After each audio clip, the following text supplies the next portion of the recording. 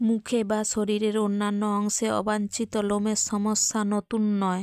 শুধু মুখে নয়, শরীরের বিভিন্ন অংশে লোম গড়িয়ে ওঠে, যা দেখতে মোটেই ভালো দেখায় না। এই লোম অপসারণের জন্য অনেকেই ওয়াকিং করতে পার্লারে ছোটে। তবে আর পার্লারে যাওয়ার প্রয়োজন নেই। এই সমস্যা সমাধানের জন্য বাড়িতেই তৈরি করে নিতে পারেন একটি মিশ্রণ। তার জন্য নিয়ে নিচ্ছি 2 চামচ চালের গুঁড়ি, নারকেল তেল 6 ফোঁটা, আর দিয়ে দিচ্ছি 1 চামচ হলুদ গুঁড়ো। এই সব উপাদানগুলিকে ভালো করে মিশিয়ে নেব। তারপর দিয়ে দেব গরম দুধ। এই সব উপকরণগুলিকে ভালো করে মিশিয়ে পেস্ট তৈরি করে নেব। শেষে দিয়ে দেব অর্ধেক লেবুর রস।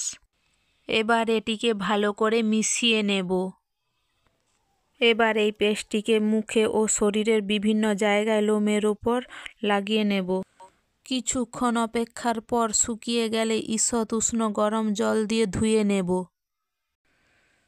তবে আর এবার পার্লারে গিয়ে ওয়াকিং করতে হবে না। দেখুন, এই ঘরোয়া উপায়ে নিমিষেই দূর হয়ে গেছে অবাঞ্ছিত লোম।